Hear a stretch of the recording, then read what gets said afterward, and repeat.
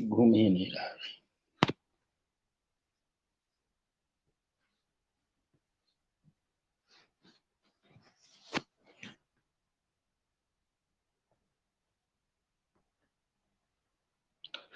तो आज जो आप लोगों को भेजे हैं हम नोट, वो था आपका इकोलॉजिकल फैक्टर का, ठीक है। एक मिनट, फिर से इसको हम बैक कर देते हैं।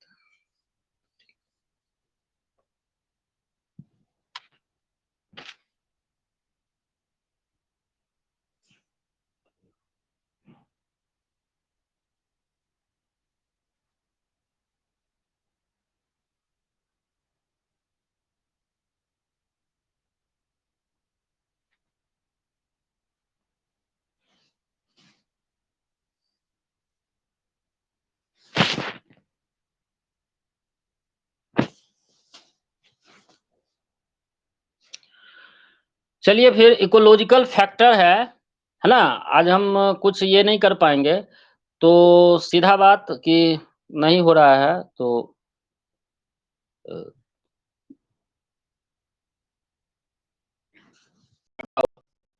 तो इकोलॉजिकल फैक्टर में हम लोगों ने जो देखा था, उसमें कुछ भी प्रॉब्लम होगा तो थोड़ा-सा आप अपना देख लीजिएगा। क्या बताए थे कि इकोलॉजिकल फैक्टर, इकोलॉजिकल आपको इकोलॉजी से बना हुआ है। इकोलॉजिकल जो वर्ड है वो बना हुआ है इकोलॉजी से। तो इकोलॉजिकल फैक्टर में कुछ कंपोनेंट होते हैं। एनवायरनमेंट के वैसे कंपोनेंट को आप इकोलॉजिकल फैक्टर कहेंगे, जो आपको जो अलग-अलग हैबिटेट का कुछ अपना नेचर होता है। हाँ, जैसे हैबिटेट होगा तो वो दिखने में कुछ लगेगा। जैसे हैबिटेट के बारे में बताए थे कि हमारे पेट का जो इंटेस्टाइन है ना, वो भी एक तरह का हैबिटेट है। इवन कि आपके घर में रखा हुआ अगर एक पानी का बर्तन है, तो वो भी एक तरह का हैबिटेट होगा अगर वो काफ़ी दिनों से है। कूलर है, वो भी एक हैबिटेट है। तो अलग-अलग तरह के जीव-जंतु जिस जगह पर रहते हैं, उसको हम लोग हैबिटेट कहते हैं। तो उसका अपना एक फिजिकल एक स्ट्रक्चर होता है। और उसी फिजिकल स्ट्रक्चर के साथ-साथ उसका कुछ केमिकल नेचर भी होता है, यानी कि वो किसी न किसी चीज़ से बना होगा, उसका कुछ कंपोज़िशन होगा। तो ये जो फिजिकल और केमिकल नेचर जो अलग-अलग हैबिटेट के हैं, यही इसमें जो अंतर जो आता है, सारा का सारा हैबिटेट तो एक जैसा नहीं होगा। जितने भी हैबिटेट हैं, वो एक तरह के तो होंगे नहीं। तो अलग-अलग तरह के जो हैबिटेट हैं, जो डिफरेंट डिफरेंट टाइप के जो हम लोग हैबिटेट देखते हैं, उसका निश्चित रूप से इसलिए वो अलग-अलग है क्योंकि उसका फिजिकल नेचर अलग है, केमिकल नेचर अलग है। तो इस फिजिकल और केमिकल नेचर को प्रभावित करने वाला कुछ न कुछ तो चीज़ होगा। कोई न कोई ऐसा चीज़ तो होगा जो उस हैबिटेट वैसा ही रहेगा या कोई हैबिटेट एक-दूसरे से जो अलग होगा, वो एक-दूसरे से अलग करने वाला जो फैक्टर होता है बाबू, उसी को हम लोग बोलते हैं इकोलॉजिकल फैक्टर। तो क्या ये इकोलॉजिकल फैक्टर में केवल एबायोटिक फैक्टर जैसे कि टेम्परेचर, किसी जगह का देखिएगा कि बहुत ज़्यादा तापमान है। अब जैसे देखो हमारे शरीर के अंदर का तापमान कुछ ज़्यादा होता है, हमारे शरीर के बाहर का तापमान कुछ कम होता है। अगर आप ज़मीन पर टहल रहे हैं तो वहाँ का टेम्परेचर कुछ और होगा, पानी के अंदर चले जाएँगे तो वहाँ का टेम्परेचर कुछ और होगा, हैं? तो इस प्रकार जो केवल टेम्परेचर या लाइट, इसके साथ-साथ वाटर है, सॉइल है, ये सब सारे के सारे आपको एबायोटिक फैक्टर के अंतर्गत आते हैं, नॉन लिविंग थिंग्स हैं। तो केवल इसी पर यह डिपेंड नहीं करता है, बल्कि इसमें कुछ बायोटिक कंपोनेंट भी आते हैं। हैं? बायोटिक कंपोनेंट में क्या होगा? पैथोजन आएगा, जो हमको प्रभावित करेगा। वो अभी बहुत बड़ा पैथोजन आपका कोरोना वायरस है। तो पैथोजन है, इसके साथ-साथ प्रीडेटर है। प्रीडेटर का मतलब होता है शिकारी, जो शिकार करता है।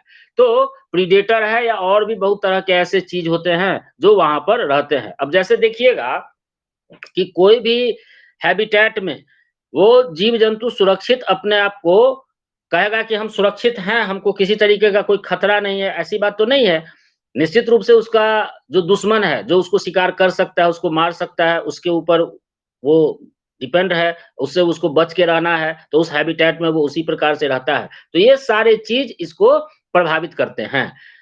अब ये जो इकोलॉजिकल फैक्टर हैं, जो प्रभावित करने वाले जो फैक्टर जो होते हैं, फैक्टर का मतलब कारक, जो प्रभावित जो करेगा, ये प्रभावित करने के लिए भी आप देखिएगा कि इसको हम 2 कैटेगरीज़ में अगर विभाजित कर लें, तो बहुत आसान होता है। 2 कैटेगरीज़ में कैसे इसको विभाजित कर सकते हो? तो एक ऐसा फैक्टर होता है यह इकोलॉजिकल फैक्टर ही, एक ऐसा फैक्टर होता है, जो उस ऑर्गेनिज्म को डायरेक्टली प्रभावित करता है, डायरेक्ट रूप से।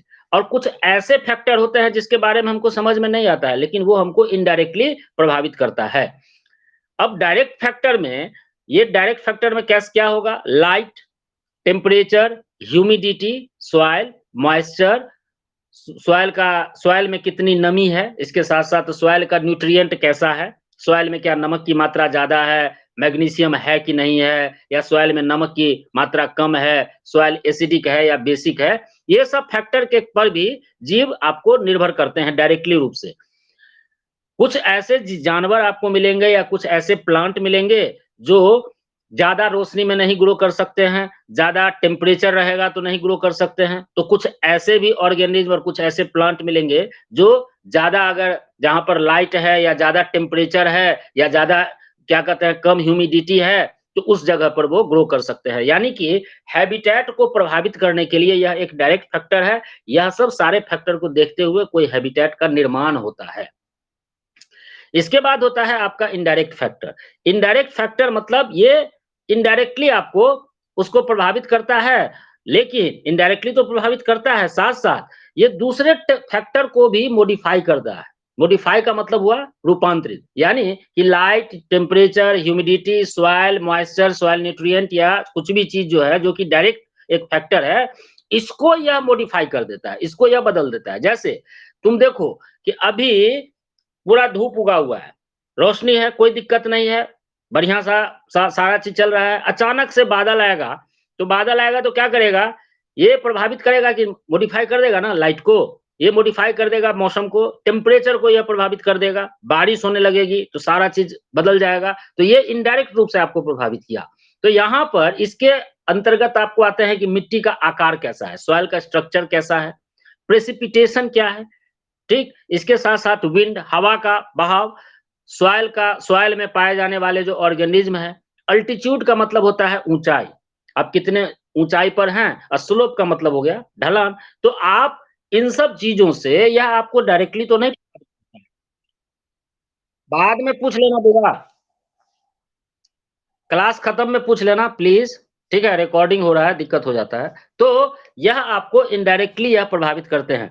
जहाँ पर जो प्रॉब्लम है, उसको आप अपने माइंड में या कॉपी पर नोट कर लें और हमसे ज़रूर पूछें। हमको बहुत खुशी लगता है कि जब स्टूडेंट हमसे सवाल पूछता है तो। तो ये 2 तरह से चीज़ें हम देख रहे हैं कि कुछ ऐसा फैक्टर है जो किसी भी ऑर्गेनिज़्म के हैबिटेट को डायरेक्टली प्रभावित, इन्फ्लुएंस का मतलब हुआ प्रभावित करते हैं। कुछ ऐसे फैक्टर हैं जो किसी भी ऑर्गेनिज्म के हैबिटेट को इनडायरेक्टली रूप से आपको प्रभावित करते हैं। तो जो इन्वायरमेंटल फैक्टर है, इन्वायरमेंट को प्रभावित करने वाले जो फैक्टर हैं, इसको भी 2 कैटेगरीज़ में डिवाइड किया गया है, उनके नेचर के हिसाब से। पहला है आपका एबायोटिक, क्लियरली लिखा हुआ है एबायोटिक या नॉन लिविंग या physical factor. Physical factor, non living या एबायोटिक मतलब जो चीज़ हमको दिखाई दे, जो नज़र आवे, वो हो गया। ये सब चीज़ आपको एनवायरनमेंट को प्रभावित करने वाले फैक्टर हैं। दूसरा होता है बायोटिक, बायोटिक को हम लोग लिविंग भी बोलेंगे और लिविंग है तो निश्चित रूप से बायोलॉजी है, so it is called a biological factor. Abiotic factor को फिर विभिन्न कैटेगरीज में डिवाइड किया गया है, जैसे क्लाइमेटिक फैक्टर और इडेफिक फैक्टर। क्लाइमेटिक फैक्टर देखो, तुम लोगों को थोड़ा-सा प्रॉब्लम होता है इस चीज़ को समझने में कि आप क्लाइमेट और वेदर 2 अलग-अलग चीज़ें हैं। क्लाइमेट और वेदर 2 अलग-अलग चीज़ें होती है और वेदर के कारण क्लाइमेट होता है, क्लाइमेट के कारण वेदर होता है। अब देखो कि क्लाइमेट का क्या मतलब हुआ और वेदर का क्या मतलब हुआ। अब देखिए, आप अभी जैसे हमारे देश में 6 ऋतु हैं, अलग-अलग सीज़न अलग-अलग तरह के समय में अलग-अलग तरह की ऋतुएँ आती है। अभी गर्मी का सीज़न है, फिर कुछ समय के बाद में बरसात का सीज़न हो जाएगा, फिर कुछ समय के बाद में ठंडा आ जाएगा, फिर धीरे-धीरे देखेंगे कि ठंडा के बाद में हल्का-सा बसंत आएगा।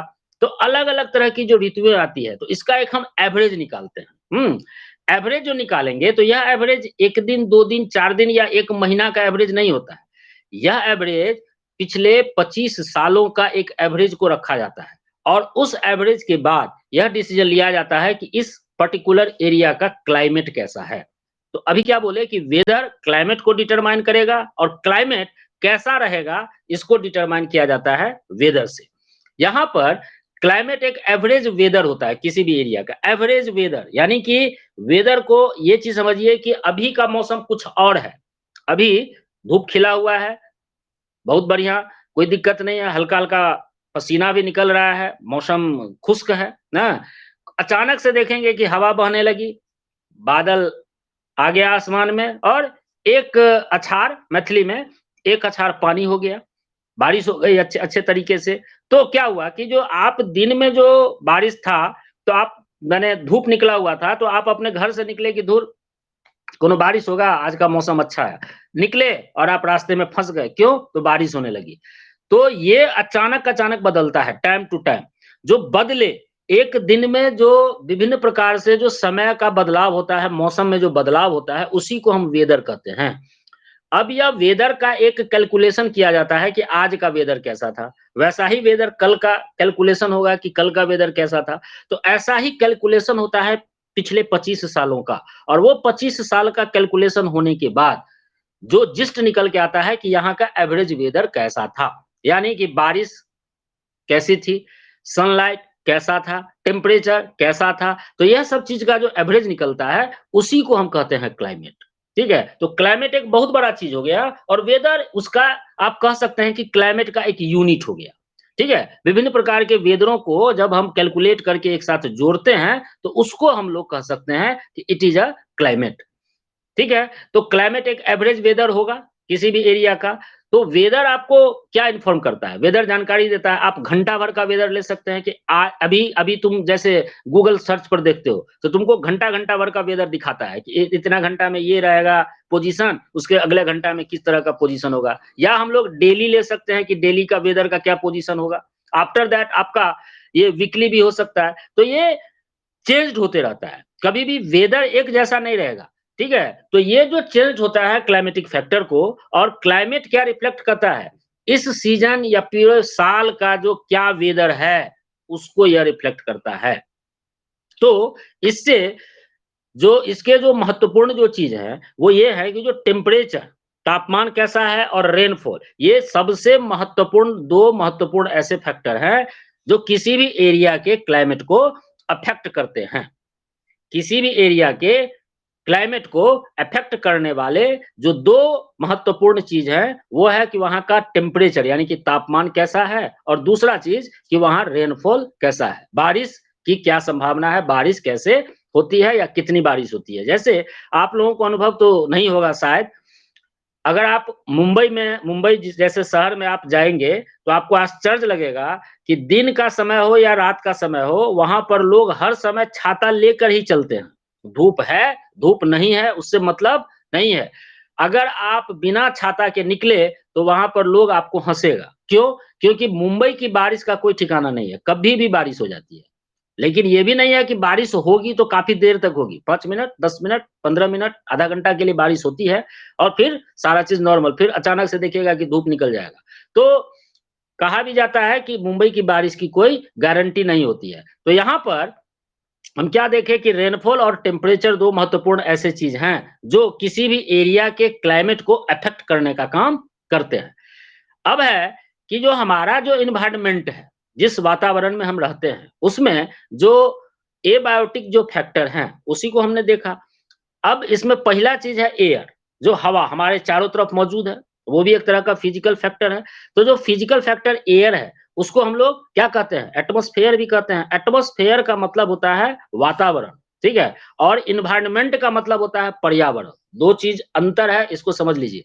एटमॉस्फेयर का मतलब होता है वातावरण, ठीक? और इन्वायरमेंट का मतलब होता है पर्यावरण। इन्वायरमेंट में सारा चीज आ जाएगा, बायोटिक और एबायोटिक दोनों चीज, ठीक है। लेकिन एटमॉस्फेयर में आपका जो वातावरण है, यानी कि आपके चारों तरफ जो चीज मौजूद है, उसमें कि कौन-कौन सा गैस, जो गैसियस आवरण है, हमारे चारों तरफ जो गैस हमको घेरा हुआ है, या तुमको तो नहीं घेरा है, उसको क्या मतलब है तुमसे? वो घेरा हुआ है हमारी अर्थ को, हमारी धरती को, जो चारों तरफ जो एक गैस का जो पूरा एक सराउंडिंग है, उस सराउंडिंग को ही हम लोग एटमॉस्फेयर कहते हैं।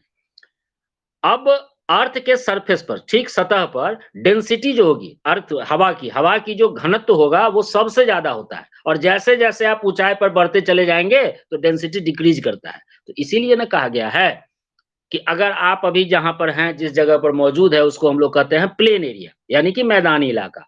यहाँ पर कोई दिक्कत नहीं है ऑक्सीजन का। तुमको उठा करके हिमालय के तराई पर डाल दे, या हिमालय की चोटी पर डाल दे, एवरेस्ट पर चले जाओगे, तो क्या होगा? वहाँ पर तुमको ऑक्सीजन नहीं मिलेगा। तो ऑक्सीजन न मिलने का क्या कारण? ऑक्सीजन न मिलने का यही ना कारण कि डेंसिटी वहाँ पर कम है, एयर का डेंसिटी कम है। तो एयर का डेंसिटी कम है तो सारा गैस का डेंसिटी कम है। तो सारे गैस का डेंसिटी कम है तो ऑक्सीजन का भी डेंसिटी कम हो गया। ऑक्सीजन का डेंसिटी कम हो गया, इसलिए हमको वहाँ दिक्कत होता है। तो लोगों को वहाँ पर ऑक्सीजन सिलेंडर की ज़रूरत पड़ती है।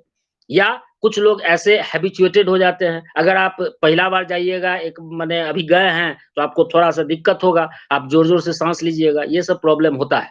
तो अर्थ के सतह पर डेंसिटी सबसे ज़्यादा होती है, हाईएस्ट होता है, और जैसे-जैसे आप ऊँचाई पर चढ़ेंगे, ऊपर की ओर जाएँगे, तो मतलब धरती के सतह से ऊपर जैसे-जैसे बढ़ोगे, वैसे-वैसे क्या होता है कि आपका एयर का डेंसिटी कम होता है। आप प्लेन में अगर सफ़र कीजिएगा, हवाई जहाज़ में सफ़र कीजिएगा, तो हर एक सीट पर ऑक्सीजन पाइप लगा रहता है। जैसे ही हवाई जहाज़ ऊँचाई पर जाती है, तो अनाउंस किया जाता है कि आप लोग अपना ऑक्सीजन लगा लें, ठीक है? तो ये जो ऑक्सीजन जो लगाने का जो बात है, तो इसी को हम लोग यहाँ पर देखते हैं, ठीक? 2 मिनट। इसके बाद जो आपका एयर, तो जो गैसियस सराउंडिंग है, उसी को हम लोग बोलेंगे एटमॉस्फेयर। अब अर्थ के सरफेस से अगर आप आगे बढ़ेंगे, ऊपर की तरफ बढ़ेंगे, तो इसमें डिवीजन जो किया गया है, वो 4 तरह का डिवीजन आपको किया गया, लाइन कट गया। 4 डिवीजन किया गया है। ये 4 डिवीजन में आपका जो सबसे पहला जो डिवीजन है, सबसे पहले तो इस चारों डिवीजन को एकदम से रट जाना है। 4 जो कैटेगरीज़, या जैसे-जैसे हम ऊपर की तरफ बढ़ते चले जाएँगे, वैसे-वैसे आपका अलग-अलग तरह का क्षेत्र, एक तरह का कहो कि जो रीजन है, वो रीजन को स्फीयर नाम दिया गया है। उस स्फीयर को निश्चित रूप से याद रखना है। ट्रोपोस्फीयर, स्ट्रेटोस्फीयर, मेसोस्फीयर और थर्मोस्फीयर। आपको ट्रोपो, स्ट्रेटो, मेसो और थर्मो में जो सबसे महत्वपूर्ण चीज़ है वो है स्ट्रेटोस्फीयर। इससे ऑब्जेक्टिव में सवाल आता है। स्ट्रेटोस्फीयर क्यों इम्पोर्टेंट है? वो तो जब हम स्ट्रेटोस्फीयर पर जाएँगे तब बताएँगे। लेकिन अभी आपको ट्रोपोस्फीयर समझाते हैं कि अब चलो तुम मान लो कि तुम रॉकेट तो छोड़ा होगा दीपावली में, तो रॉकेट छोड़ते हैं या पतंग उड़ाते हैं, तो पतंग उड़ाते हैं तो पतंग सबसे पहले ज़मीन से शुरू करते हैं और फिर वो ऊँचा, ऊँचा, ऊँचा, ऊँचा उड़ता चला जाता है। तो अगर मान लीजिए कि आपका पतंग आपके ज़मीन से 16 किलोमीटर, यानी कि धागा इतना लंबा है कि अगर 16 किलोमीटर अगर हम धरती के सतह से ऊपर की ओर बढ़ेंगे, तो उसी जो एरिया को कहा जाता है ट्रोपोस्फीयर। ट्रोपोस्फीयर हो गया ज़ीरो, ज़ीरो मतलब ग्राउंड ज़ीरो तो नाम सुना है ना? ग्राउंड ज़ीरो का मतलब होता है जहाँ पर कोई घटना होता है, वही रिपोर्टर सब जो करता है तो ग्राउंड ज़ीरो उसको कहता है। तो जो ग्राउंड ज़ीरो है, यानी कि ज़ीरो लेवल से लेकर के और आप ऊपर के 16 किलोमीटर तक आप जो जाएँगे, वो जो इलाका है, वो जो रीजन है, उसी को हम लोग कहते हैं ट्रोपोस्फीयर। और इस इलाका में जैसे-जैसे अभी हम क्या बोले कि जो एयर डेंसिटी कम होते जाएगा, ये ना बताया कि जैसे-जैसे हम ऊपर की ओर बढ़ेंगे तो एयर डेंसिटी कम हो जाएगा। तो अभी जैसे-जैसे आप ऊपर की ओर बढ़ेंगे तो एयर डेंसिटी तो कम होगा, इसके साथ-साथ एक और चीज़ कम होता चला जाता है, वो है टेम्परेचर। टेम्परेचर आपको जैसे-जैसे इस लेयर में आप ऊपर की ओर जाएँगे, वो टेम्परेचर कम होता चला जाता है। ठीक? दूसरा चीज़ है स्ट्रेटोस्फीयर, ये बहुत महत्वपूर्ण है। ये 16 किलोमीटर से लेकर के और 50 किलोमीटर की ऊँचाई तक पाया जाता है। ठीक? एक लेयर बना 16 टू 50 किलोमीटर के बीच का जो लेयर है, हमारे एटमॉस्फेयर का, उसको हम लोग कहते हैं स्ट्रेटोस्फीयर। इसमें यहाँ पर ट्रोपोस्फीयर में क्या देखा, टेम्परेचर घटा, जैसे जैसे हम ऊपर की ओर बढ़े टेम्परेचर घटा, लेकिन जैसे जैसे आप ऊपर की ओर बढ़ते चले जाएंगे इसमें 16 से ऊपर, वैसे वैसे टेम्परेचर इंक्रीज करेगा, बढ़ेगा, और टेम्परेचर आपको इस लेयर पर जैसे जैसे आप ऊपर की तरफ बढ़ेंगे टेम्परेचर आपको बढ़ता चला जाएगा। एक बड़ा जबरदस्त चीज है हम लोगों के लिए लाइफ सेविंग, नेचर के द्वारा जो चीज दिया गया है, इसमें एक खास तरह का लेयर होता है ओजोन का। ओजोन का एक लेयर होता है जिसको हम लोग कहते हैं ओजोनोस्फीयर। यह ओजोनोस्फीयर कहाँ से कहाँ पाया जाता है, तो 25 से 50 किलोमीटर, क्या बताया, 16 से 50 किलोमीटर आपका है स्ट्रेटोस्फीयर। उसमें 25 से लेकर के 50 किलोमीटर के बीच में एक खास तरह का लेयर है। That layer is called what, ozonosphere. Why it is called ozonosphere, इसको ओजोनोस्फीयर हम क्यों कहते हैं, because the one of the most important gas that is called ozone is occur there, वहां पर मौजूद होता है।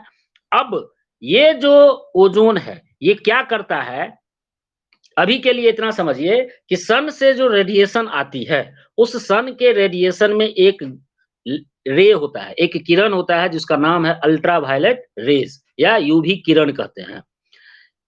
ये जो अल्ट्रावायलेट रेज है अगर डायरेक्टली हमारे बॉडी को लगे, डायरेक्टली अगर हमारे बॉडी पर पड़ेगा तो स्किन कैंसर हो जाएगा। ये ओजोन में ये क्वालिटी है कि यह क्या करता है, तो इसको एब्जॉर्ब कर लेता है, इसको सोख लेता है, तो धरती के पास में वो यूवी रेज को नहीं आने देता है। अभी आप रिसेंटली बहुत जगह पर पढ़े होंगे कि ओजोन में छेद हो गया है, ओजोन होल का नाम सुना होगा, तो यही है, इसी लेयर पर ओजोन में छिद्र हो गया है। अब यह जो ओजोन में जो छिद्र होने के कारण अभी देखिएगा कि स्किन कैंसर की संभावना काफी ज्यादा बढ़ गई है लोगों में, है। देन है आपका मीजोस्फेयर। ये जो मीजोस्फेयर है इसको लाइनों आगे मतलब डिस्टर्ब,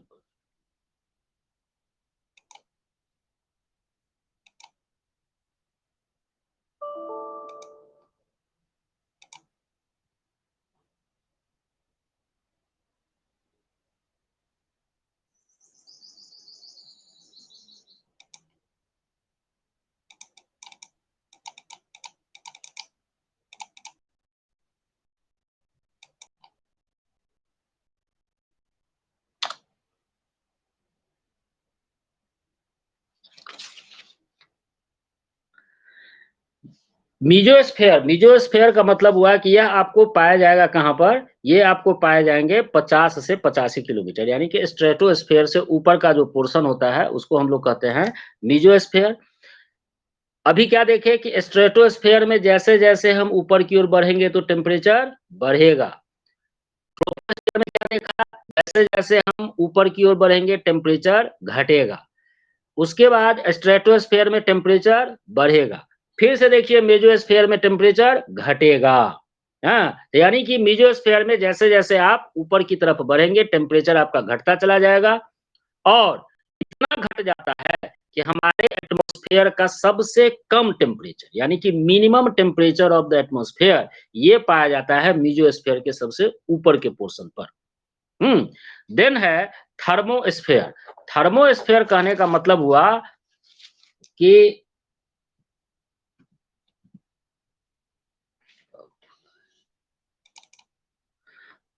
थर्मोस्फेयर हम कह सकते हैं किसको,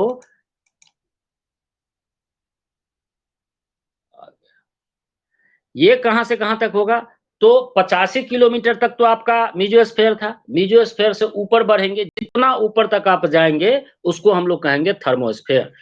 मोटा मोटी जो कैलकुलेशन है वो आपका 85 किलोमीटर तक ही है। 85 किलोमीटर के ऊपर का जो चीज होता है उसके बाद वो स्पेस से जाकर के मिल जाता है। तो 85 किलोमीटर के अपवार्ड जितना आप ऊपर चले जाएंगे वो आपका हो गया थर्मोस्फेयर। इस लेयर में अभी तक देखा कि मिनिमम टेम्परेचर हमको मिला था कहाँ, मेजोस्फेयर के सबसे अपर सरफेस पर यानी कि 85 किलोमीटर पर। ये जो 85 किलोमीटर है यहाँ से टेम्परेचर बढ़ते चला जाता है, और जो एक असाधारण क्षेत्र यानी कि जिसके बारे में बहुत ज्यादा जानकारी नहीं है, एक विचित्र जगह, ये आपका जो आउटर पूरा का पूरा बाहर जो रेयर फील्ड का फ्रिंज है, यानी कि जिसके बारे में एक फील्ड है, जो स्पेस से मिलता है। हमारी अर्थ आप सोच करके अंदाजा लगा सकते हैं कि हमारी धरती के ऊपर हम बढ़ते चले गए, तो एक जगह ऐसा आएगा जब हम अपने आउटर स्पेस से बाहर की जो दूसरे जो ग्रह हैं, उनके कॉन्टैक्ट में यानी कि उनके एटमॉस्फेयर के कॉन्टैक्ट में जो आएँगे, तो वो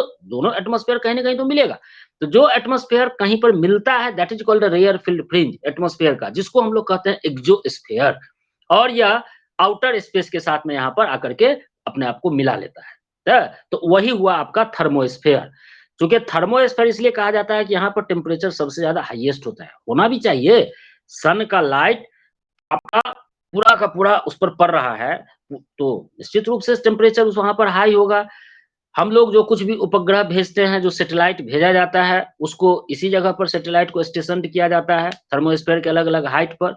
इसके बाद होमोस्फीयर आता है, जब 100 किलोमीटर के ऊपर आप बढ़ेंगे, तो वो इलाका कहलाता है होमोस्फीयर। ये आपको अर्थ सरफेस के तो वो अर्थ सरफेस के ऊपर में वो पाया जाता है। और यह आपको थोड़ा-सा होमोजीनस है। अच्छा, तुम लोग मिक्सचर पढ़ा होगा, तो मिक्सचर में तुम लोग पढ़ा क्या होगा? Homogeneous, heterogeneous. होमोजीनस का मतलब क्या होता है और हेटेरोजीनस का मतलब क्या होता है? होमोजीनस में तुम देखोगे कि जो जैसे चीनी का शरबत बनाते हो, जैसे चीनी का शरबत बनाते हैं, तो चीनी का अगर हम शरबत बनाएँगे, तो उसमें क्या होगा कि मैंने अब चम्मच से लेंगे और एक गिलास में और सबसे ऊपर वाला जो लेयर मतलब सरफेस है, वहाँ से अगर चम्मच को हम मुँह में डालेंगे, तो मिठास हमको लगेगा। सबसे नीचे वाले तल से अगर हम 1 चम्मच पानी निकाल कर के पिएँगे, तो हमको वही स्वाद लगेगा, जो ऊपर वाले तल का था। यानी कि क्या समझे? तो पूरा का पूरा चीनी उस पानी में मिल गया। ये जो मिक्सचर होता है, उसको हम लोग कहते हैं होमोजीनस। अब आपके ये क्या कहते हैं कि जो बाल्टी में थोड़ा-सा एक च माने एक मुँह अथी मिला के दे, बालू मिला दें। बालू को मिला कर के थोड़ा-सा घोल देंगे, तो क्या सारा का सारा बालू एक समान हर एक जगह पर रहेगा? नहीं, उसका क्या होगा कि अलग-अलग क्वांटिटी अलग-अलग जगह पर पाई जाएगी, जिसको हम लोग बोलेंगे हेटेरोजीनस। तो यहाँ पर जो होमोस्फीयर है, जो 100 किलोमीटर के ऊपर अर्थ सरफेस के ऊपर में मौजूद है, ये होमोजीनस होता है, क्यों? क्योंकि यहाँ पर एयर सर्कुलेट करते रहते हैं, हवा आपको सर्कुलेट करते रहते हैं। एक तरीके से कह सकते हो एकदम शुद्ध हवा। है ना? तो हेटेरो और एक और चीज़ है, एक और स्फीयर होता है होमोस्फीयर के बाद, जिसको हम लोग कहते हैं हेटेरोस्फीयर। ये रिप्रेजेंट करता है थर्मोस्फीयर के सबसे बाहर वाले पोर्शन को और इसमें जो गैस होते हैं, वो गैस तो होते ही हैं, उस गैस के साथ में कुछ दूसरे तरह के सबस्टेंस होते हैं, जो कि रेडियो एक्टिव सबस्टेंस कहलाते हैं। तो यहाँ पर ये अरे 2 मिनट रुको। तो यहाँ पर यह रेडियो एक्टिव सब्सटेंस के साथ में आपको गैसेस मिलेंगे। अगले क्लास कैरेक्टरिस्टिक और कंपोजिशन ऑफ एटमॉस्फेयर इसमें हम लोग चर्चा करेंगे इसका अगला बार। अब पूछबो जकरा जे पूछना है। गोपाल क्या पूछ रहा था बीचे में?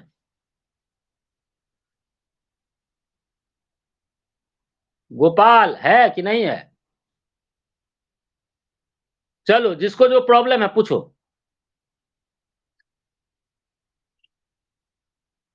हेट्रोस्फेयर हेट्रोस्फेयर जो हो गया ये आपका थर्मोस्फेयर के बाहर का पोर्शन बाहर थर्मोस्फेयर के बाद का जो इलाका है वो एक तरीके से समझ लो स्पेस हुआ ठीक तो वो इलाका को हम लोग कहते हैं हेट्रोस्फेयर इसमें भी गैस है क्योंकि एटमॉस्फेयर का एक लेयर है तो गैस तो होगा ही तो गैस है लेकिन इस गैस के साथ में कुछ रेडियो एक्टिव सब्सटेंस मौजूद होते हैं बस यही है ये आपका हेट्रोस्फेयर और बोलिए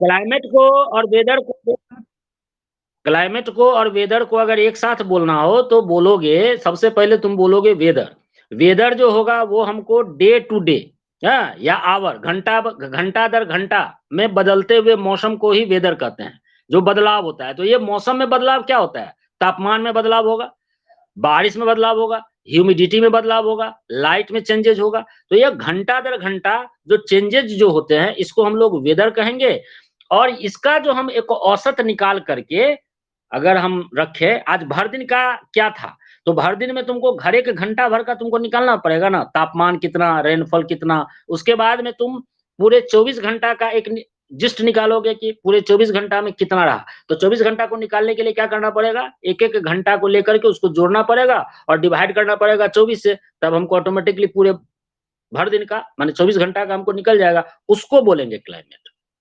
तो आप कहिएगा कि वेदर जो होगा मैंने weather informed me our weather informed us to hourly representation, but climate give the average representation of weather। मतलब एक दिन में कितना, हर एक घंटे में क्या बदलाव हुआ और पूरे घंटे का औसत कितना रहा, तो जो औसत जो वेदर होगा उसको क्लाइमेट कहोगे।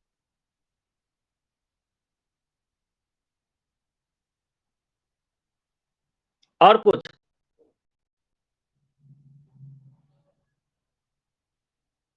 किसी का और सवाल है? सब शांत है।